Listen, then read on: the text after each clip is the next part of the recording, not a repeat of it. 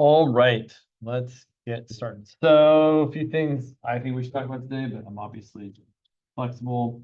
A little bit more about the log, semi-log stuff. Maybe do another example using, oh my gosh, Google Sheets. Definitely talk about sequences, finding limits of sequences. And I feel like there was something, oh, exponential growth and decay was also kind of on my mind. Maybe the logistic growth stuff. Is there anything that I'm not saying that you're like, oh, we should talk about something else? Well, come on in. All right, cool. Let's get started. Let's start with a couple semi-log, log examples that don't require us to use a computer. So here's an example that I'm going to write. It's kind of a lot of words, but we'll get there. So here's example one. Suppose we are studying a population of squirrels, which there are many of on this campus, over time. When we plot our data,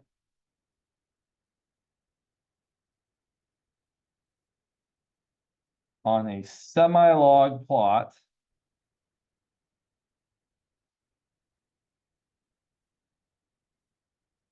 we see a straight line through the data, but I'm not going to write that, with a slope of 0.25. If the initial population of squirrels was 50,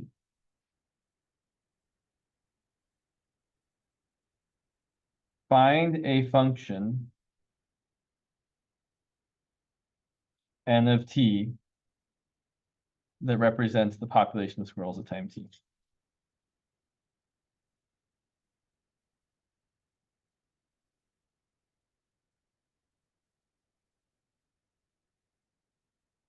So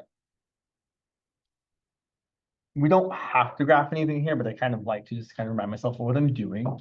So they told us we have a straight line that fits our data on a semi-log plot, meaning the horizontal axis is regular and the vertical axis is logarithmic. So if we were going to try and graph this, we would have on the horizontal axis the t values, right, that's our input, and on the vertical axis, instead of the population size, the log of the population size. So on the vertical axis, we're going to have log of n. And our graph would look like a straight line with a slope of 0.25.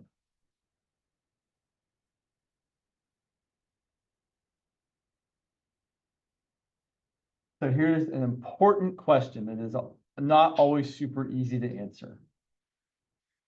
What's my y-intercept here, or my n-intercept? Well, it's a little tricky. It's not 50, because we were told specifically that the population n, not log of n, is equal to 50 at time 0. So we know the following. We know that when t equals 0, n equals 50. That means that graphically here, since the vertical axis is representing log of n, that y-intercept or vertical axis intercept should be 0, log of 50.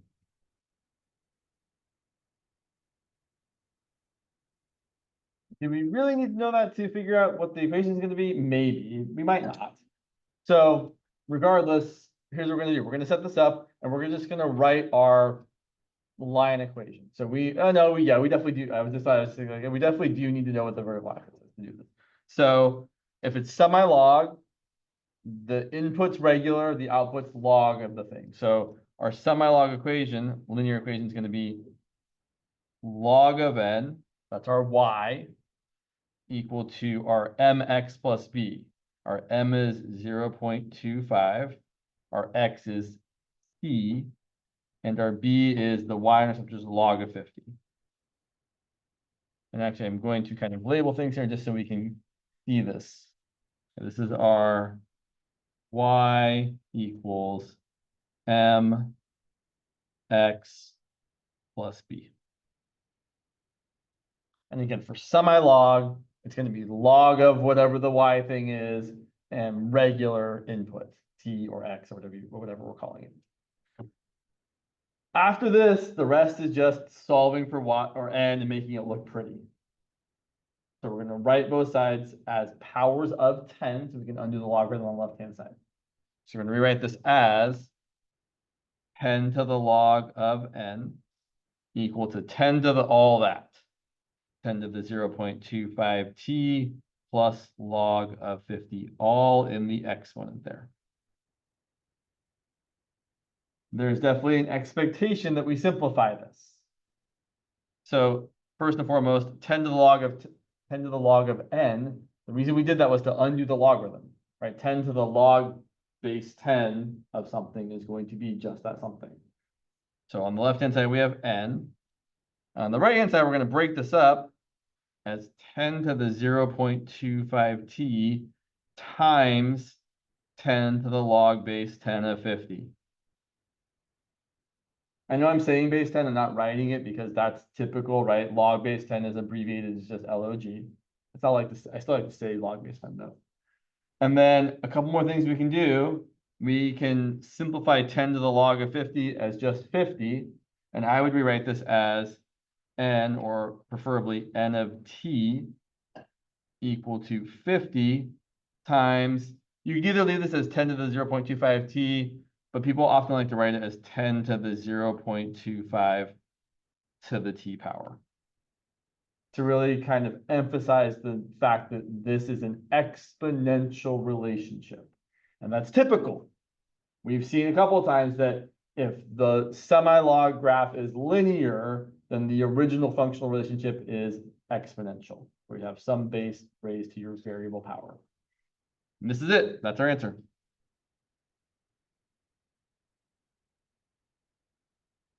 I would point out that if you plug in t equals 0, you should get n of 0 equal to 50, which you totally will. If you plug in 0 here, something to the 0th power is 1, 50 times 1 is 50, check.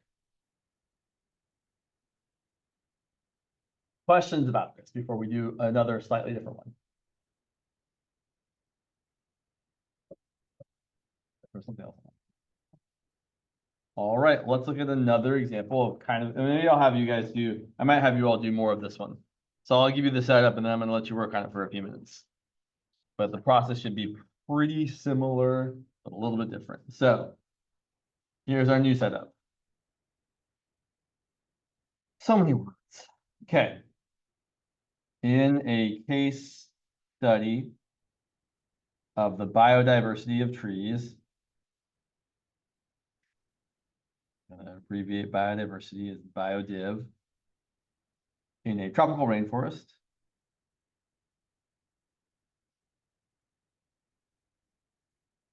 the number of tree species, which we're going to call capital S,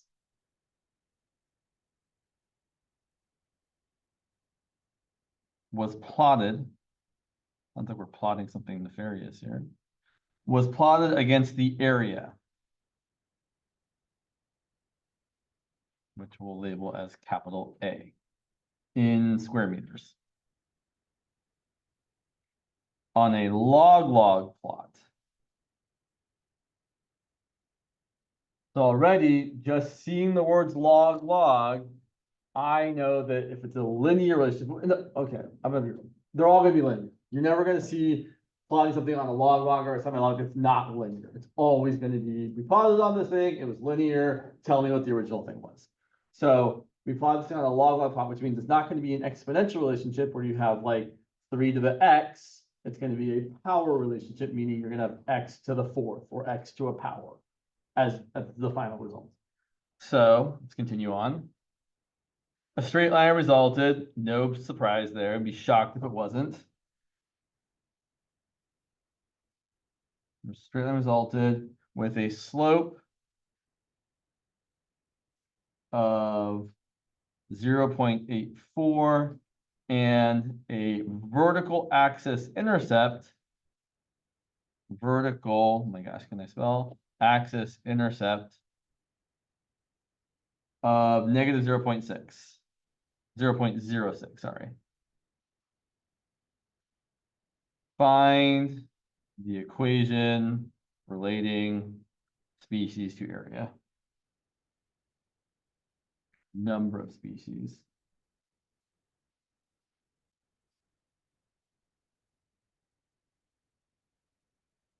Okay.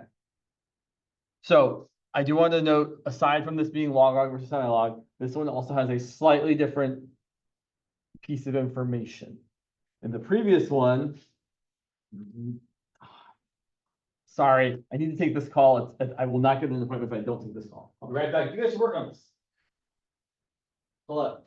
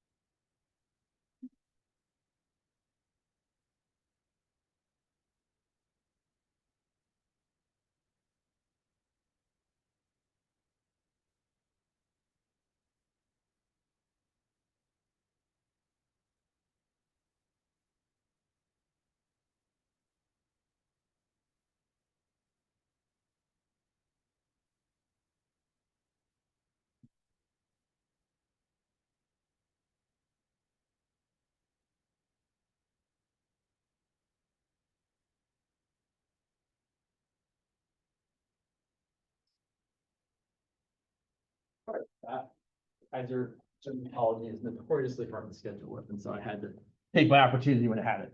All right, so the thing I was about to say, and hopefully you've gotten through some of this problem. The thing I was about to say is, unlike the previous problem where they told us the number of squirrels, and then we had to interpret that as log of 50 as our y-intercept, here they didn't tell us the number of species on our vertical axis. They told you what the vertical axis intercept already was.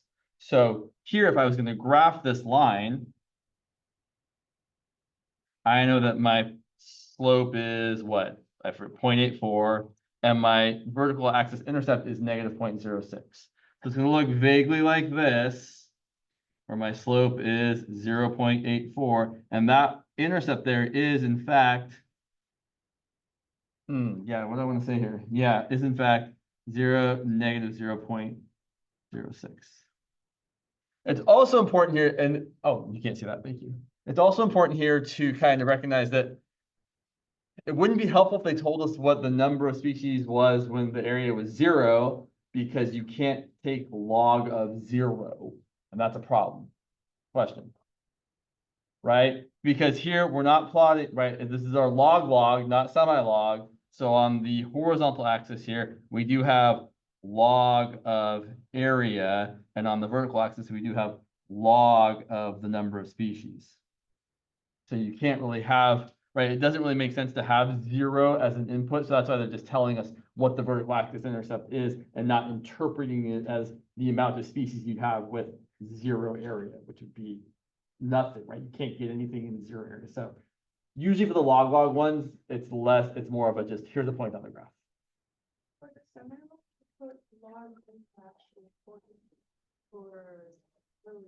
Right, I did. Correct, because here I didn't tell you that the y-intercept was log of 50. I said that the number of squirrels at time 0 was equal to 50. And then we know that on the vertical axis here that we're not graphing or plotting the number of squirrels, we're plotting log of the number of squirrels. But here, like I was just saying, I didn't tell you that we had 12 trees when when the area was equal to 0. I just said when you plot the point, 0 comma negative 0.06 is going to be a point. So it's really, really important that you read the question carefully so that you know whether you have to change that value to being the logarithm of it or not. And it really just requires reading it. So then we're going to try and find the equation.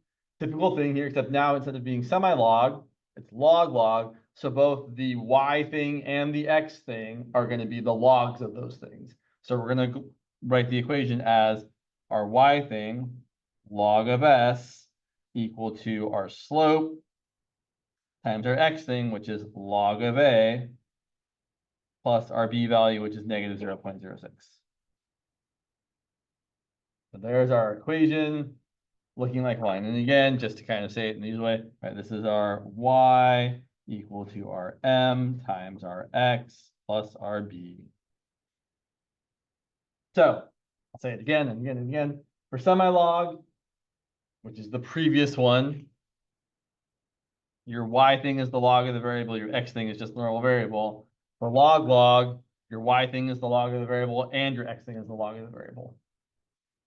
And it's not too hard to know because if it says the word log, you're like, oh, I need 2 logs. Or if it's semi-log, you're like, oh, I need 1 log. All right, so now we're going to solve for s in the same sort of way we solved for n in the previous problem. We're going to write both sides as powers of 10 or exponents of 10. So we're going to say that we have 10 to the log of s equal to 10 to the 0.84 log of a minus 0.06. And even more than in the previous one, we especially need to simplify this so it looks good, because we should be able to write it as x to a power and then a number times that. And it or I should say, in this case, I should say a to a power and then the number times that, which it currently doesn't look like. So we need to fix it. So left-hand side, 10 to the log base 10 of s is s. Right-hand side, we're going to always break this up. If there's a subtraction or addition here, we're going to break it up into 2 powers of 10. So it's 10 to the 0.84 times log of a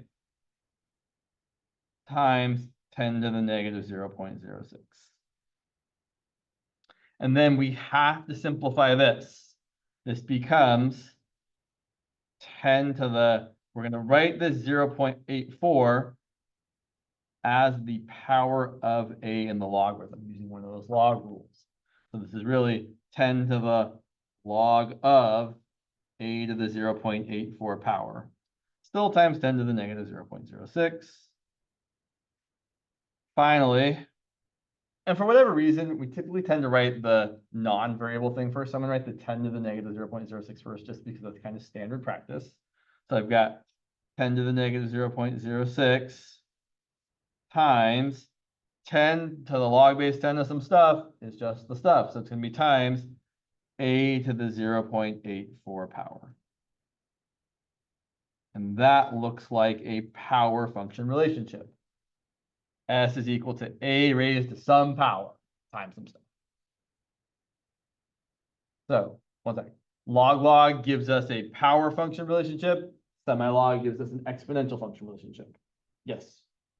Why did we move the 0.84 to the exponent there? It's so that we could write it like this. So that we could rewrite 10 to the 0.84 times log of a as 10 to the log of a to the 0.84, and then 10 to the log of some stuff is just going to be that stuff. That's why we're doing it. It's kind of like if we had 2 to the log base 2, oops, 3 times log base 2 of 4. We could rewrite that as 2 to the log base 2 of 4 cubed, and then 2 to the log base 2 of something is just the something. Or as I would say, logarithms and exponentials with the same base undo each other. As other people might say, although I discourage this language, other people might say they cancel each other out, but that's really not the right way to think of it. They undo what the other one does. Other questions about this? Okay. And then I know, shoot, yeah, I feel like I definitely feel like in the reflections, someone asked if we could do another one where we do like using the words, Google Sheets. So let's show one more example doing the Google Sheets kind of way. And let me actually pull up my previous Google Sheet just to make sure I don't copy the same example I did before. Where am I doing the things? There we are. Go to Sheets. There we go. Oh, you can't see it yet. Just a sec. Sorry, one second. Let's see. There we go. Is that the same ones before? That is the same ones before. Let's not do that one. Is that the same as before? Sorry, I guess I could have looked a little bit sooner. Nope, that looks all right. Let's try this one out. So I should mirror my screen instead of doing what I'm doing currently. Yeah, let's do that. Display. They don't call it mirroring, they call it duplicating. Yes, okay, great. Okay, cool. I'm sharing my whole screen. Everything's in the way here. Yes, keep these changes. Cool. Go away, go away. Awesome. So here's the problem. And this is a web work problem from Tim Lewis's class. The following table is based on a functional relationship between x and y. There's either exponential or a power function. Use an appropriate logarithmic transformation and graph to decide whether the table comes from a power function or an exponential function. So it is possible to do things like this by hand. I really don't recommend it. It's not the idea. But I will say, if you're curious, in fact, I will just show you instead of saying, as you might have already become aware, I don't know. I'm stealing most of these notes from Grant. Grant has written up lots of great things that is very useful. So if you look at Grant's website, which is linked in our Canvas, I'm just stealing these notes from right here. Most of them anyway, not all of them. Some of this makes stuff up. Specifically, is it here that I'm looking? Sorry, one sec. Yeah, it's here. If you look here, you can see an example of how he takes, you scroll down a minute. Not that, not that, not that.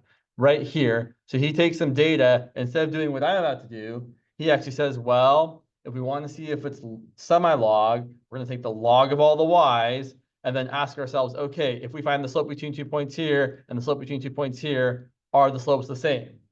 If they are, then that means it's probably linear in a semi-log way. And then he does another example where, does he do another example? Yeah, he does another example in the same sort of way. He takes the log of the y's, he checks the slope between 2 points here and 2 points here. The slopes are not the same. So then he takes the log of the x's and the log of the y's, checks the slope between 2 points here and 2 points there, and sees that the slopes pretty much are the same. So that's telling him that, oh, it's a log-log linear relationship instead of a semi-log linear relationship. So that is how you could do it by hand, but as you might be able to see, it looks like it's really tedious. So if you have to do it this way, you can do it this way, but the way you typically kind of check out something like this is by doing it this way. Not that way, James. Let's get a new sheet. Cool. So I'm just going to copy paste this data because I can, probably. We'll find out here. Usually you can. Give yourself some room. Nope. Fail. Why didn't that work? That's annoying. Can I try one more time? Sometimes if you don't grab the X's and Y's, it works. Come on in. No, it's all right. People have other things going on. It's no worries. Cool, that worked. So don't grab the X's and Y's. And it totally works just fine. Awesome. Great. So then you do want titles. And normally I would also check to see if it was linear, but since the problem specifically said it was either going to be exponential or a power function, I don't need to check if the relationship is linear.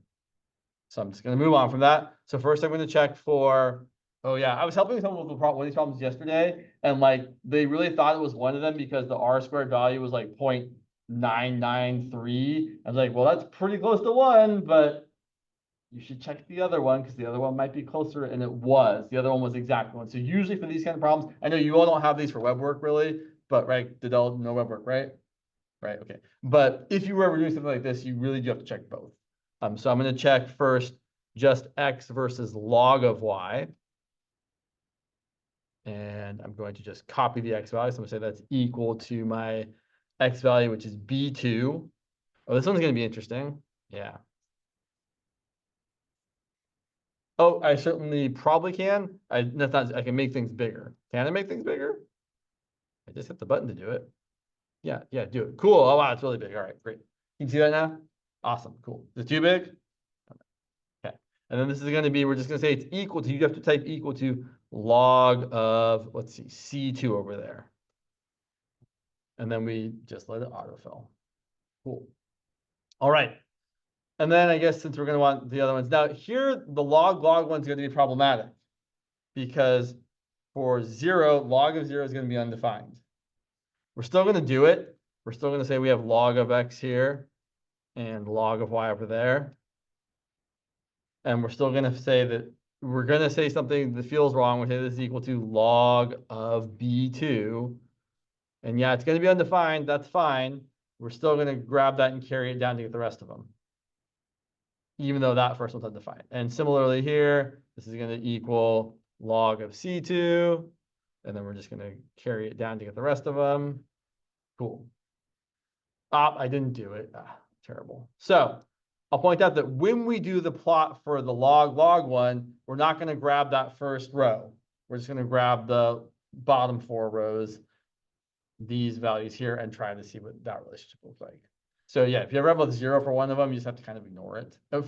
Specifically for the logs. All right, so let's try this one. You do want to capture the titles as well as all the numbers.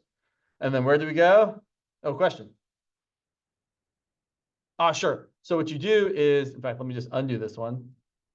So first you type the equation up here. So you do have to type equal to log of whatever cell you're trying to take the logarithm of. And then if it doesn't just offer it to you, you click on the little circle down there until you see how it's a cursor now. And then when I go over the circle, it changes to a little plus symbol. And then I click on it and then drag it down. And then I let it go. Yeah. You can, but this is usually I would say this is the nicest way I've seen to do it. It's harder to do this on a graphing calculator. Probably not. Probably no calculator, to be honest, but I'm not the person to ask.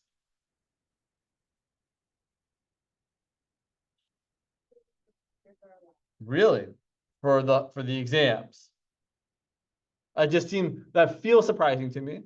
It's not that it's impossible, but let's double check while we're here. That is, I think. So is that in the syllabus somewhere?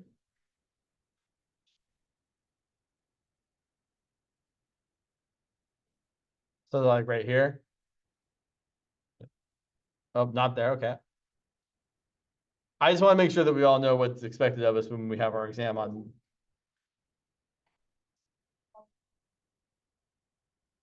Cool. Thank you.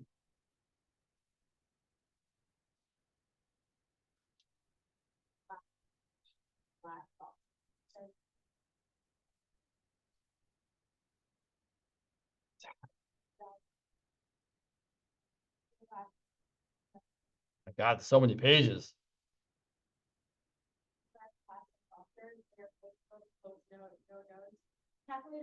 Nope. So that is an issue with the English language, not on your part, on the person who wrote his part. This is saying exams are closed book, closed notes, no notes, or calculator or computer allowed. I am almost 100% sure that means no calculator, and I would highly recommend you ask him in class or at some point before Monday. Right.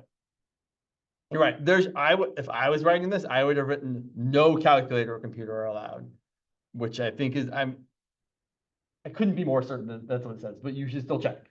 So assume you don't get a calculator because you're not going to get one, and also ask him just to be 100% sure, because maybe he's changed his mind in the last 50 years he's been teaching, but I doubt it. Fun fact, I had him for a class when I was a student here back in 2000. Took math 22A from Dr. Diddell. It was a very good class. Anyway, back to the problem at hand. So yeah, so you should assume no calculator. So we're going to grab these two columns here to test for semi-log. We're going to go to insert, which always feels like the weirdest place to go to try to figure this thing out. We're going to insert a chart, not a table. And then we're going to zoom out a little bit because it's a little too big. So there's our chart. And then we always go over to the customize on the right-hand side here. We go to series. And then we always have to remember what to do. We scroll down, we hit the trend line. Boom, looks good. We hit show R squared. So we probably don't have to test the other one because R squared is equal to 1 here. And then you also want to know what the equation is. So then you go back up a little bit and I'm like, I always forget where it is. Label. But where is it? Like, I know it's. Thank you so much. Yes, it's always like, where'd you go? Yes, use equation. And then it shows you the equation over here. One thing I will point out is for semi-log, it looks perfect. In fact, let's just show it to show you how the log one would be. You have to think just a little bit more. So let's say we want to do the log one, same deal. We're going to grab just those points here. We're going to go to insert, chart, same deal. We want the series. We're going to do the trend line.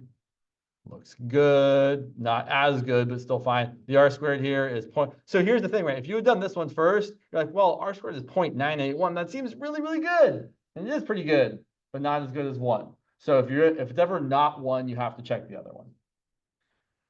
But one thing I want to point out here is if you turn on the equation here, the equation says the kind of wrong thing, right? It doesn't even say the log of y here, which is kind of annoying. Oh, it's probably because it's because I didn't grab the whole, yeah. Sorry, I don't love this. Let me make it better. Let's delete that. Sorry, I'm going to, how am I going to fix this? Sure, I'm just going to copy you, paste you over here. Let's say, sorry, annoying. Sure. One sec, apologies. I wanted to show you the important thing here because I do think it's important. So this is going to equal log of B3. Oh my gosh, can I type the things? Maybe not equals, yeah. Log of B3. We're going to enter, we're going to drag that down. And then this is going to equal log of C3. And it's going to autofill for us. We're going to call this log of X. Because it is, we'll call the next one log of Y.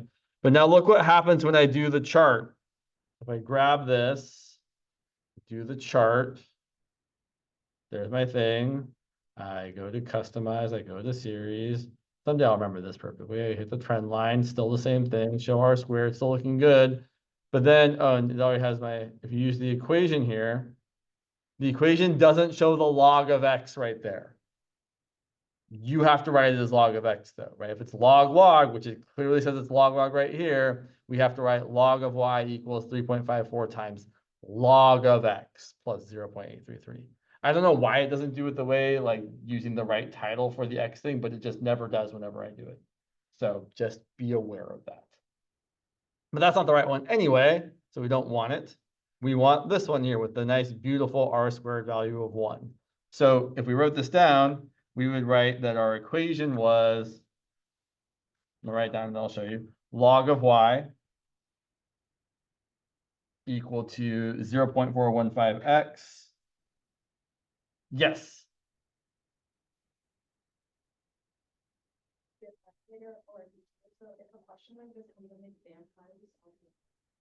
I don't imagine someone's going to ask you a question like this on again. To be really frank, like it's even if so you could do it the way I was showing you, kind of how I didn't go into great depth how Grant does it, where you like find the slope between 2 points, but then you have to be able to find the log of the things. So they'd have to like give you the data and the log data and the other data, and then right, exactly. It's really not a good test kind of question.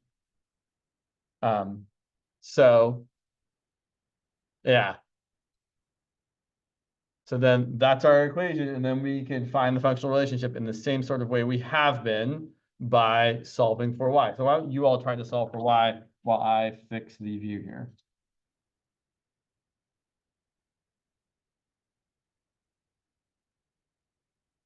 Sorry, hopefully you can see the equation still.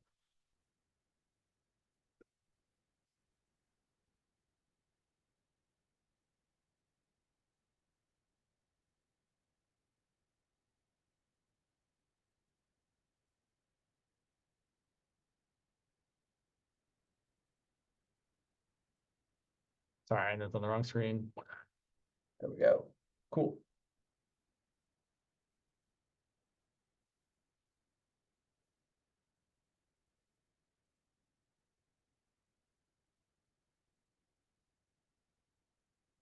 All right, we're back in business. So if we're going to solve for y, it's the same thing every time. Whenever you're solving for y, you're raising both sides as powers of 10. Always 10 for these log, semi-log things. So we're going to have 10 to the log of y equal to 10 to the 0.415x plus 1.24. We rewrite the left-hand side as y, right-hand side is 10 to the 0.415x times 10 to the 1.24. And then without a calculator, you would simplify this finally as 10 to the 1.24 times 10 to the 0.415 to the x power. That's, in my opinion, and my colleagues' opinions, the most simplified it gets. However, occasionally you're asked to enter something with decimals.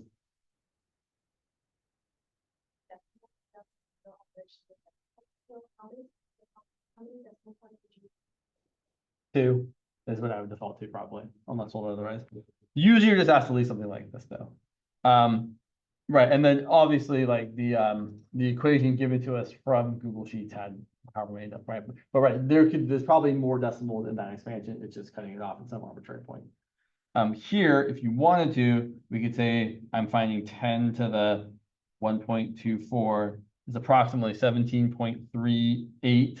So we can also say we have that y is essentially 17.38 times 10 to the 0.415, which is about 2.6 to the x power. That would be another way of writing it. Yeah. Because it's standard. Because what we're really trying to do here is emphasize the fact that if the original relation, or if the linear relationship was coming from a semi-log graph, that means that our actual relationship is exponential. So writing it this way or this way really shows that we have some base to the power of x. In other words, an exponential relationship. Not that you can't see that. If you write it like this, it's just a little bit considered to be a little bit more simplified if we write it as just one number to the x power as opposed to something raised to the something times x. But again, writing it like this would technically be totally fine as well. I would say the only exception is if this number happens to simplify really, really nicely. Like if it was like, especially if you had something like 10 to the 3x, then you definitely should simplify that as 10 to the third to the x, which is 1,000 to the x. Cool. All right, that's kind of all I want to say about log, semi-log stuff today, unless there's really, really an appetite for more of it. Okay, that's it. I'm done with you. Where's the next thing I had? There, it's over there. Oh, yeah, let's talk about sequences. Sequences.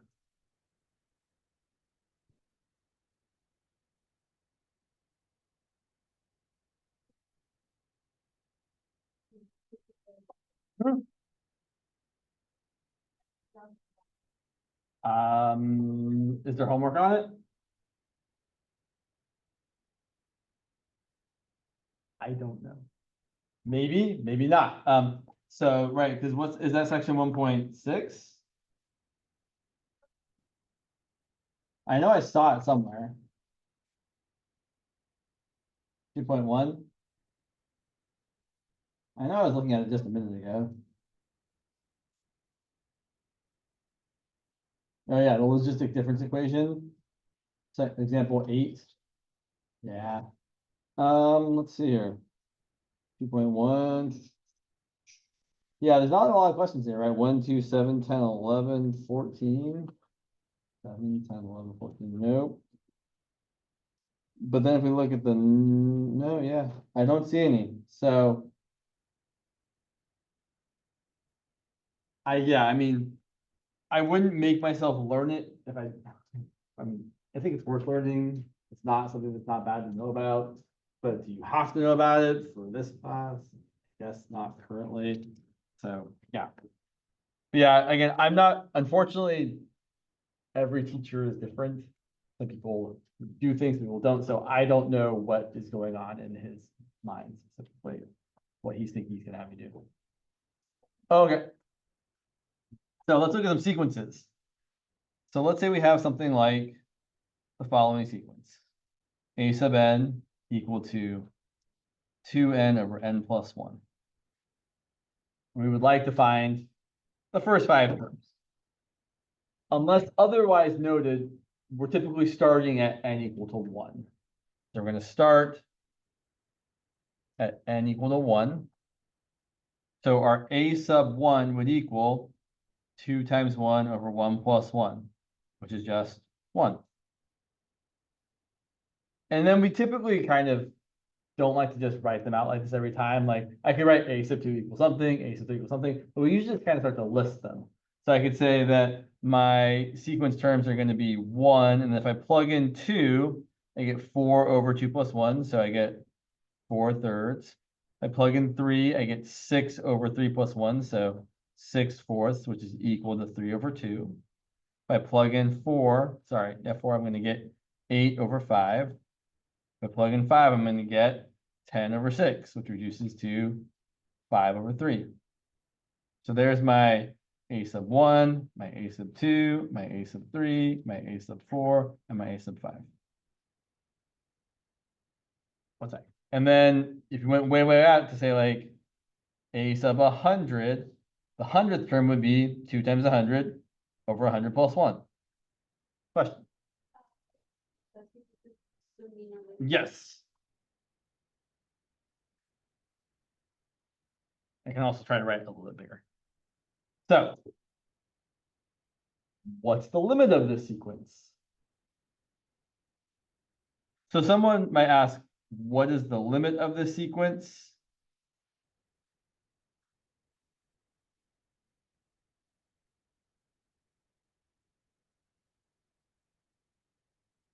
Or another way to phrase that question is, what is the behavior of this sequence as time goes on?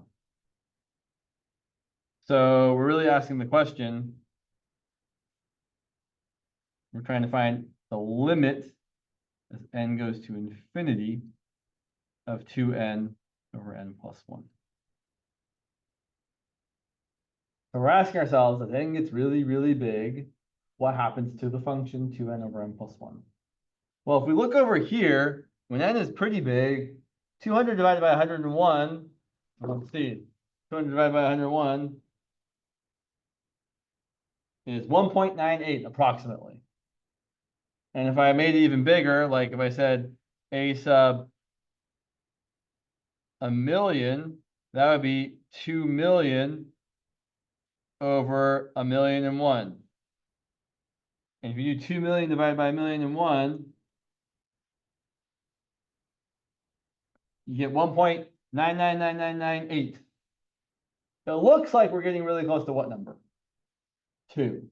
And we are getting really close to 2. But how do we show that? Well, for things like this, we're taking the limit of a quotient of just powers of n, or whatever your variable happens to be. The easiest way to approach it is to divide everything by the highest power of n that appears in the denominator. So I'm going to divide everything here by n to the first. So I'm going to write this as the limit as n goes to infinity of 2n divided by n over n divided by n plus 1 divided by n. Then we're going to simplify. So we're going to rewrite this as the limit as n goes to infinity. 2n divided by n is 2. N divided by n is 1. And 1 over n is just 1 over n. Now, important question.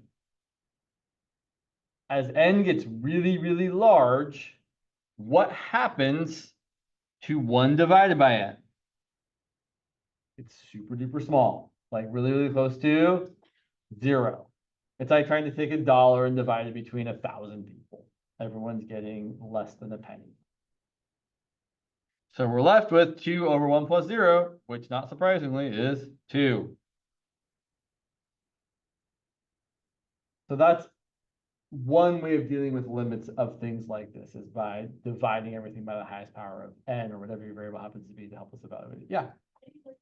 Like multiply by n or divide by n. So typically, for example, like if I had something like, if I was trying to find, say, the limit as n goes to infinity of 2n squared plus 5 over 3n squared plus 2n plus 1, the idea here would be to divide everything by n squared.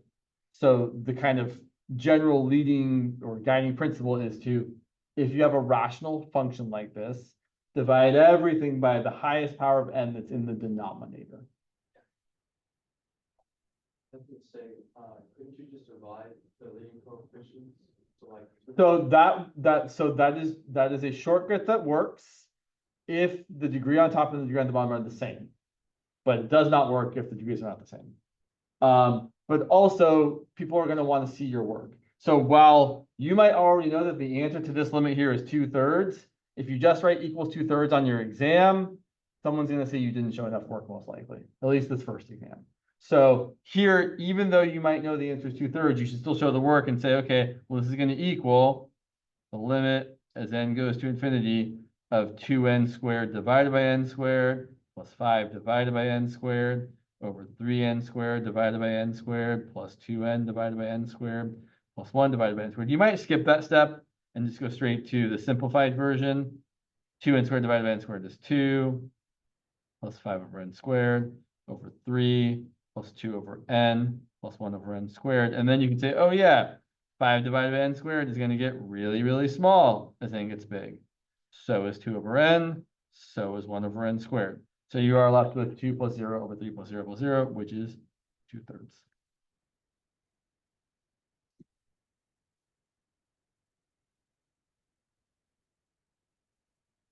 So let's look at some more. Oh, question.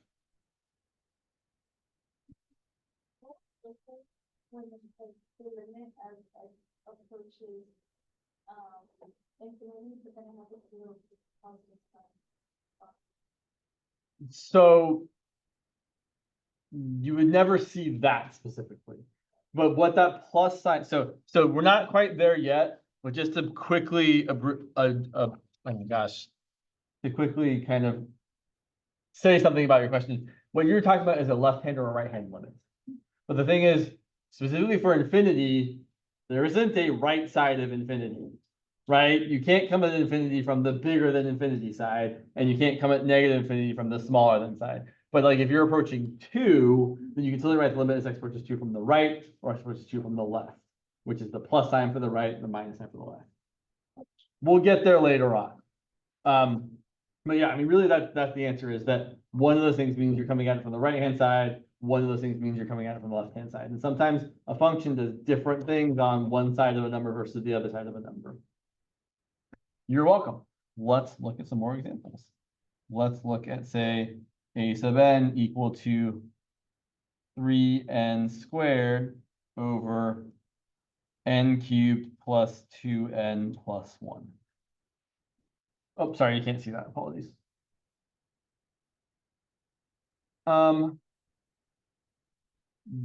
Let's go ahead and write out the first few terms. Let's write the first 5 terms. So plugging in n equal to 1, I'm going to get 3 over 1 plus 2 plus 1. Plugging in n equal to 2. Things are a little bit messier here. I'm going to get 3 times 4 on the top over 8 plus 4 plus 1.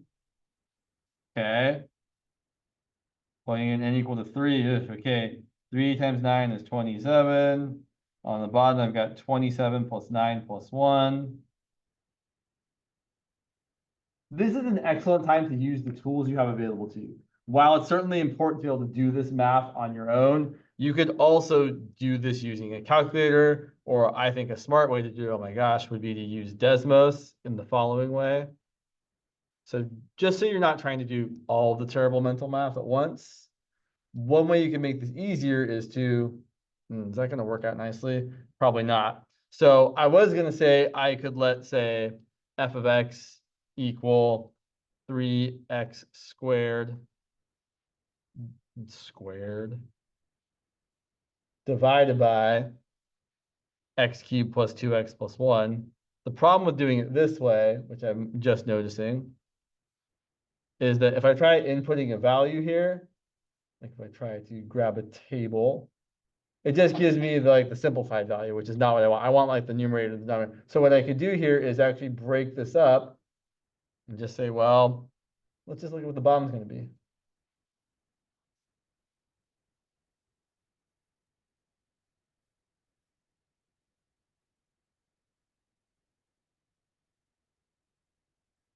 So that's giving me my denominators, right? When n was 1, I got 4. When n was 2, my denominator was 13. When n was 3, my denominator was, oh, I see I got it wrong. Did I get it wrong? And I guess I did. How did I pull that off? Oh, I know how I did 2 times 3 was 9 in my brain. So it's a good check as well. So back to what I was saying over here. I should have had 3 over 4, 12 over 13. I should have 27 over 34 because 3 cubed plus 2 times 3 plus 1 is 27 plus 6 plus 1, not 9, like I said. And then continuing on, if we plug in n equal to 4, we get 3 times 16, which is 48, over 64 plus 8 plus 1, which is 73. Let's check Desmos to make sure that's right.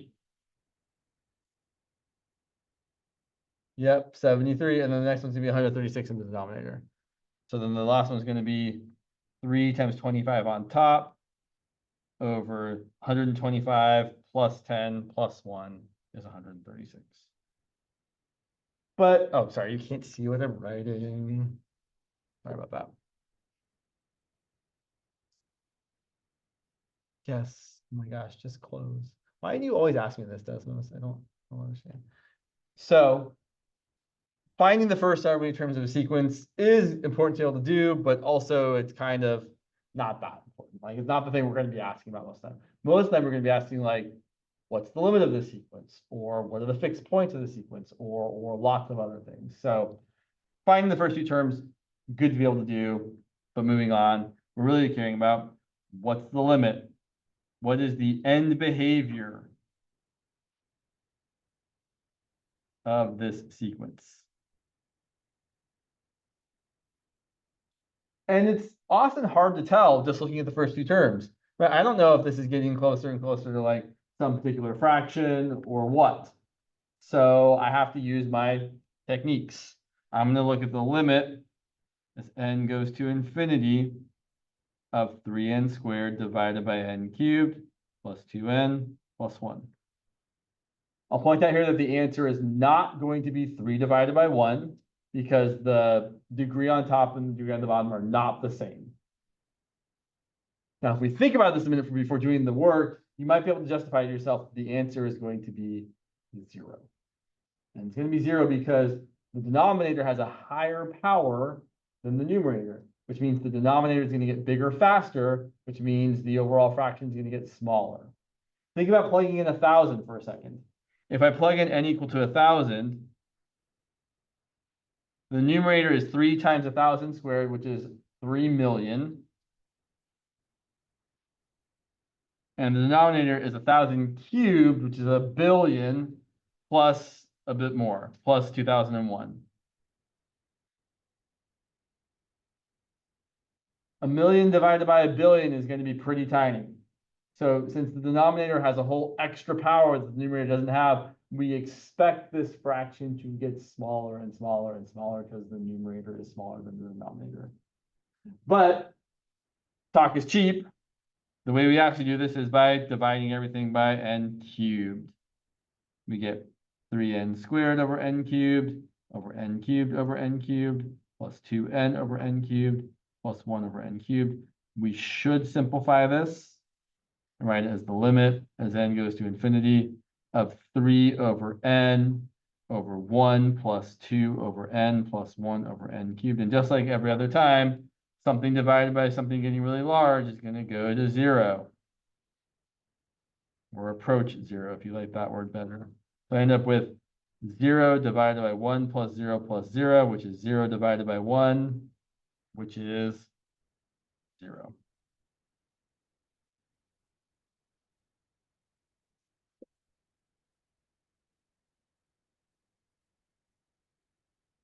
Okay. Let's look at a couple more examples.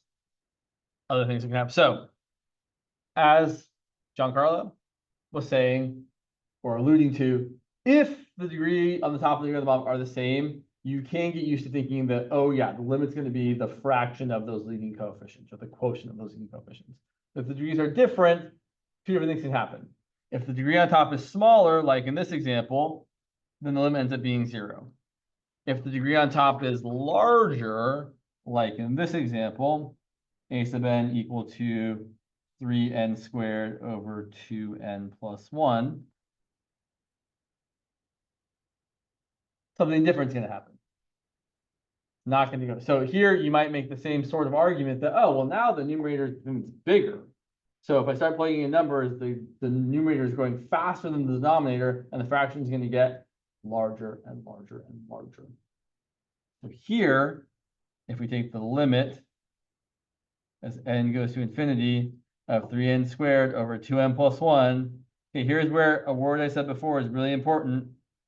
I'm going to divide the entire top and the entire bottom by n to what power? Show me on your fingers. What power of n should I be dividing everything by? I see some differences of opinion here. It is this number. You want to divide by the highest power of n in the denominator. Now, here's what I'll say really. If you divide everything by n squared, it still might work out, but it's dicey. It might lead to something that's not super clear. Whereas dividing everything by n to the first is usually pretty clear. Let me show you what I mean. So if we divide everything by n to the first, we get the limit as n goes to infinity of 3n squared divided by n over 2n over n plus 1 over n. This simplifies as the limit as n goes to infinity of 3n over 2 plus 1 over n. The 1 over n goes to 0, but the n goes to infinity. So we end up with 3 times infinity divided by 2 plus 0. 3 times infinity is still infinity, divided by 2 is still infinity. So this thing is diverging to infinity.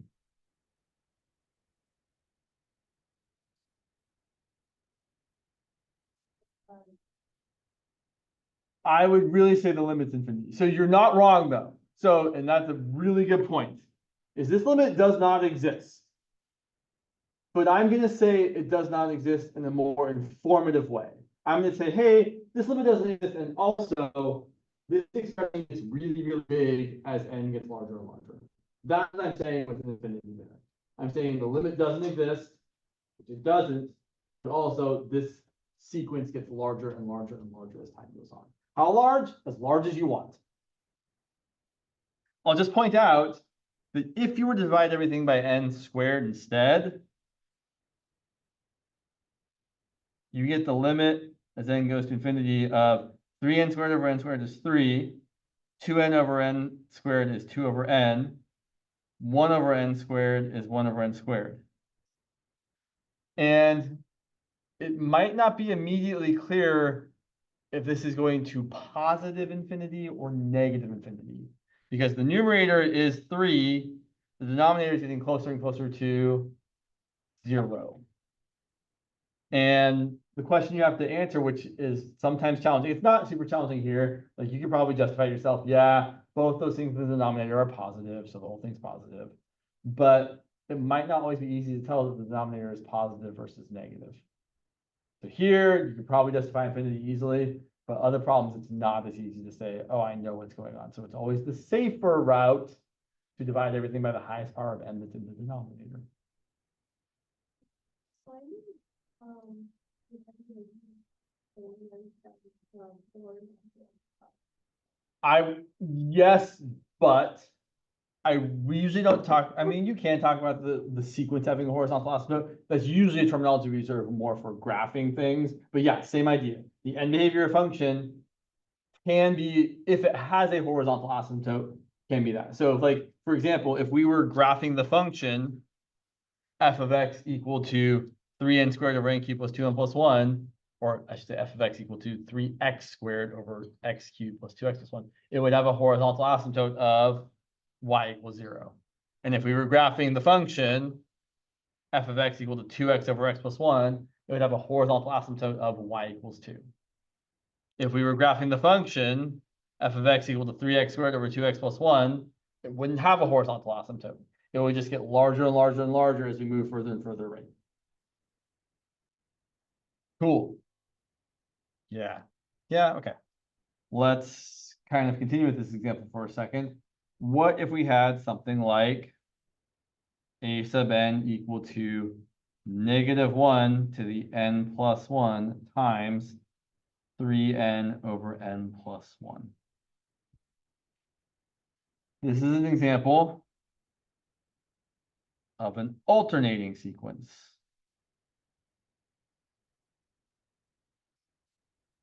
Meaning every other term is positive or negative.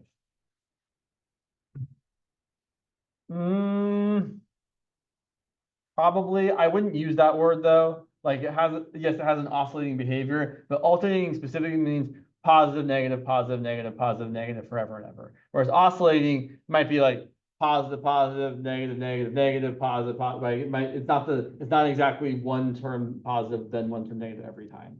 An example of that would be like the sequence sine of n. It's got positive terms and negative terms and positive terms and so on, but it's not always one after the other. So it's an alternating sequence. And if we write some terms out, let's see, our first term is -1 squared. So +1 times 3 over 2.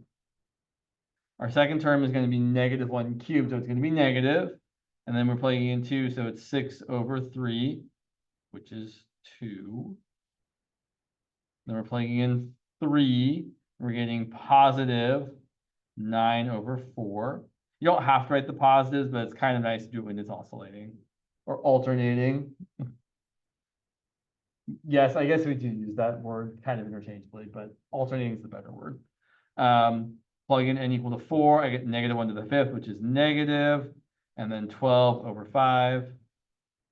And fifthly, because 5 terms is a pretty typical number, -1 to the 5 plus 1 is +1, and then 15 over 6 reduces to 5 over 2. So there's my alternating sequence, or at least the first two terms of it. So does the sequence converge? So when we ask the question, does the sequence converge, we're really asking, does the limit exist? So in the ones we've done so far, the first two sequences did converge. They converged to 2 and to 0 respectively.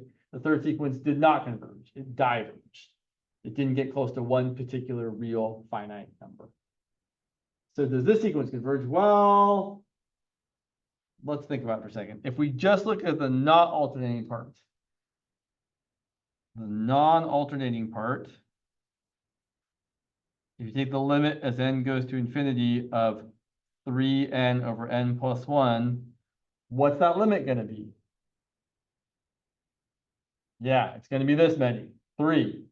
And again, we could show the work here, but I think we've done it enough times now that, oh, we would divide everything by n. You get 3 over 1 plus 1 over n. The 1 over n would go to 0, and we'd have 3 over 1. So that limit is 3. So here's what that means. All of our positive terms are going to get closer and closer to 3. All of our negative terms are going to get closer and closer to -3. And so we're not going to ever get close to one specific, one and only one specific real number. this sequence is getting close to two different numbers, which means the limit doesn't exist.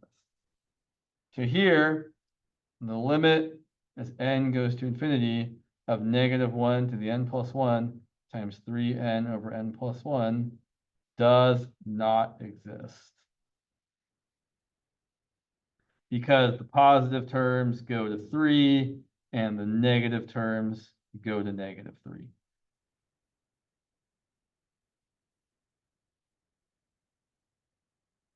Some people, yeah, sure. So graphically, if you wanted to kind of say, like, if you wanted to draw out what was happening with the terms, they don't usually love doing, but it's fine. So my positive terms are, let's see, the first one is 3/2. And then the next one, when n equals 3, is 9/4, which is 2 1/4. And then when n equals 5, it's 5/2, which is 2 1/2. So you can see, oh yeah, these ones are getting closer and closer to y equals 3. But then my negative terms are values of when n equals 2, -2, and when n equals 4, -12/5, which is -2.4. And we're doing the same sort of thing, except we're going the other direction. We're getting closer and closer to -3 as we go that way. And when you're finding a limit, you can't have two different answers. One, nothing at all. I should say one, or does not exist. It depends. So yeah, it really depends. So for example,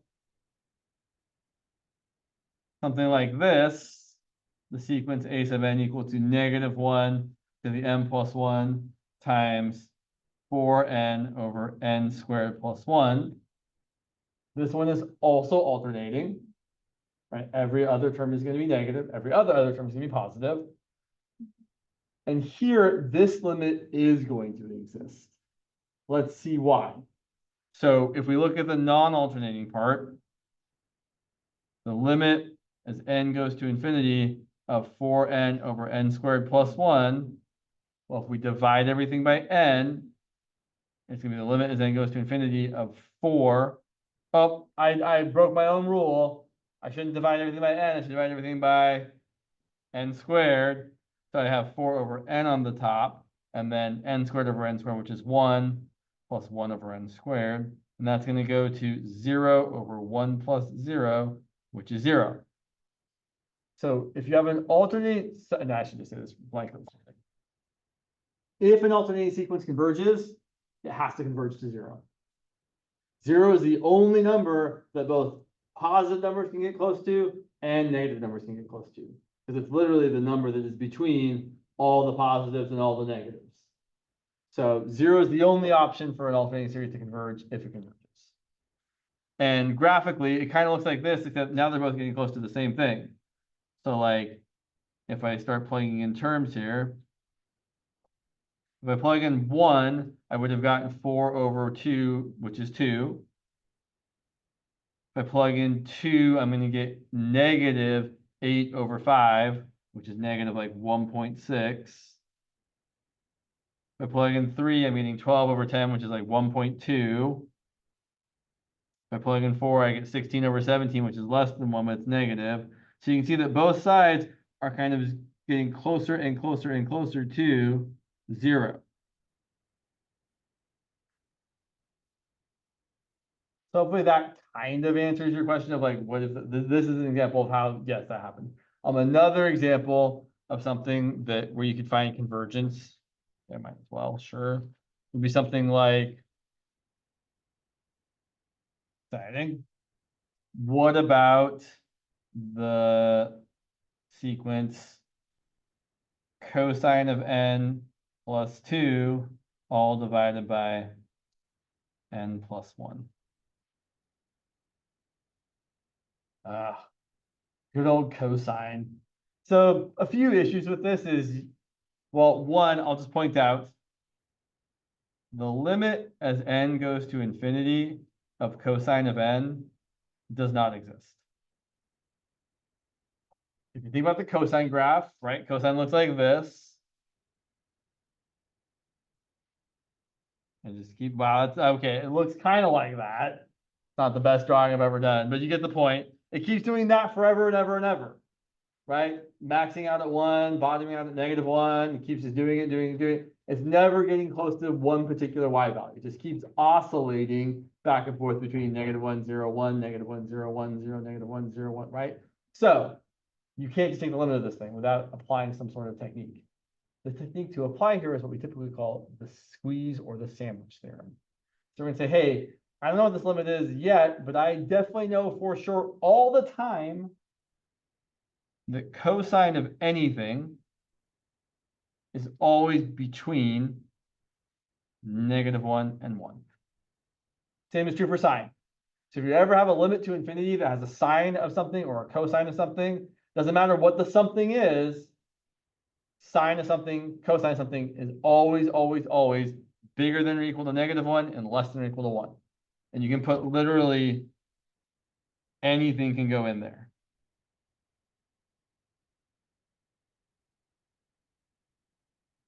If you take sine or cosine of it, it's still going to be between -1 and 1. Play around with Desmos. Graph some crazy stuff like cosine of x squared plus 2x over 7. I don't know, just like, and you'll see, oh yeah, it's still stuck between -1 and 1. In fact, I got a minute, sure. Just so you all can really see it, I think it's kind of neat. Sure. You can use something like y equals cosine of e to the x minus natural log of x divided by 2. And even though the graph looks stupid, you can see that it's stuck between -1 and 1, right? It does not ever get larger than 1. It does not ever get lower than -1.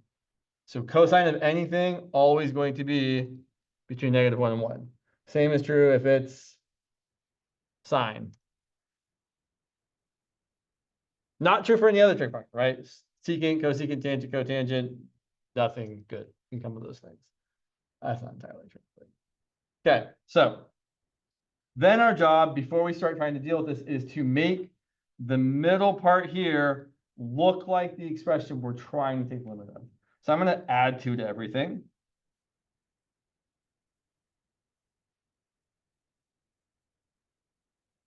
And I'm going to divide everything by n plus 1.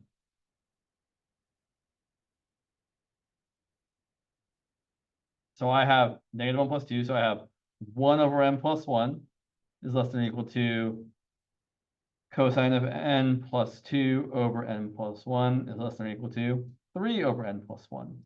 And then once you have the thing you want to take the limit of in the middle, we can take the limit of the outer parts.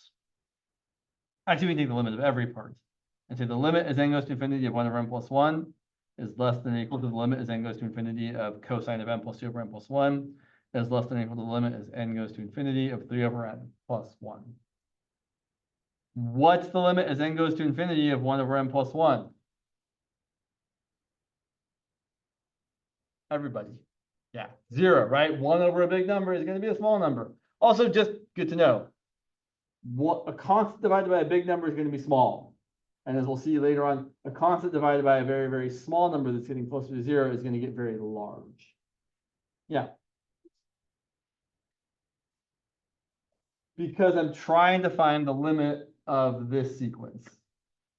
Cosine of n plus 2 over n plus 1. So then this limit is 0. This limit is also 0. And if my limit is less than or equal to 0 and bigger than or equal to 0, well, it's got to be 0. So by the squeeze theorem, the limit as n goes to infinity of cosine of n plus 2 over n plus 1 must equal 0.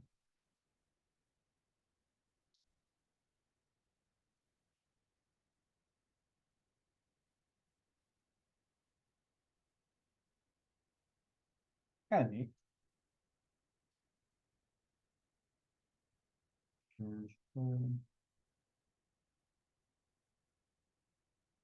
Oh, yeah. Yeah, we should have. I got 4 minutes. Okay.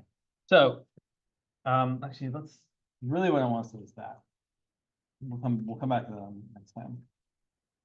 The other kind of thing we see a lot in this class is something called a recursive sequence.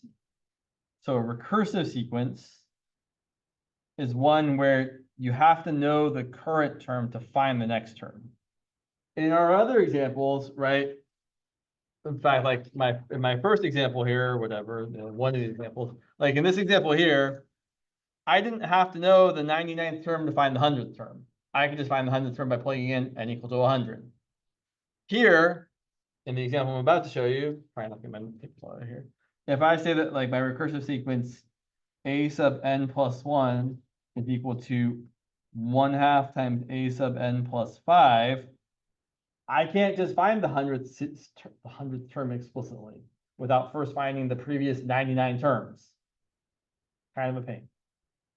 Sometimes, if you look at it long enough, you're able to figure out what the explicit formula for the sequence is, but this is not the explicit formula. This is, I only know the next term if I know the current term. So let's write out some terms. Oh, and also, if you're given a recursive sequence like this, where the next term is equal to 1/2 of the previous term plus 5, you have to be giving a starting place. So we're going to start with a sub 1 being given to us as 4. Let's find a few terms.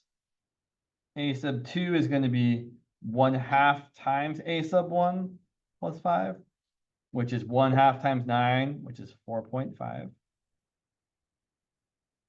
And then a sub 3 is going to be 1/2 times the previous term, a sub 2. So I kind of like to do this. I kind of like say, oh, I'm just going to take this and put it in right there. I'm going to take this, put it in right there. 4.5 plus 5. That's going to be 9.5. Half of 9.5 is 4.75. Keep going. A sub 4 is going to be 1/2 of, I'm going to plug that in right there and get 4.75 plus 5. It looks like no matter what I do, the number I plug in will never be as big as 5. Because this number is less than 5. I'm adding 5 to it, so it's less than 10. I'm dividing by 2, so it's still less than 5. But it looks like I'm getting closer and closer to 5. So if I had to guess, my guess would be, well, can I write the word guess? I cannot. My guess with 2 S's and not 2 E's would be that the limit as n goes to infinity of this a sub n is equal to 5. Okay. And this number here would be, let's see, 9.75 divided by 2 is 4.875. Yeah, 875. So it looks like we're getting closer and closer and closer. How do you find the limit for a recursive sequence like this? Well, it's a little bit trickier. Really, what we're going to do is we're going to find candidates for the limit, meaning things that the limit could be, and then we'll talk about if it is that. And do I have enough time? Yeah, I've got 1 minute. So here's how we do it. We say, well, if we found the limit, then the next term would also be that value, right? Like essentially the limit of a recursive sequence, the limit of a recursive sequence, if it exists, is one of its fixed points, or equilibria, as we also call them. Meaning it's a value that you can plug into the sequence and get the same value back. So here's how we find them. We take each a sub n plus 1, and a sub n, and replace them with whatever letter of the alphabet you like. Capital L is the common choice for limit. So I'm going to rewrite a sub n plus 1 equal to 1/2 times a sub n plus 5 as L equal to 1/2 times L plus 5. And now we're going to solve for L. So multiply both sides by 2. We get 2L equal to L plus 5. Subtract L from both sides, and we get L equal to 5. So L equal to 5 is the only fixed point of this recursive sequence, because look what happens. If you plug in 5, right, if a sub n is equal to 5, and we plug it in, then a sub n plus 1 is going to be 1/2 times 5 plus 5, which is still 5. That's what it means to be a fixed point. I input the value, and I got back the same value. So here, if you started at 5, you just keep getting 5 back every time. And that, since it's the only candidate for our limit, and we can see that the sequence numbers are getting closer and closer to that, that is the limit of this sequence. There's more to say about that, but I'm out of time, so I will stop talking. See you all on Thursday.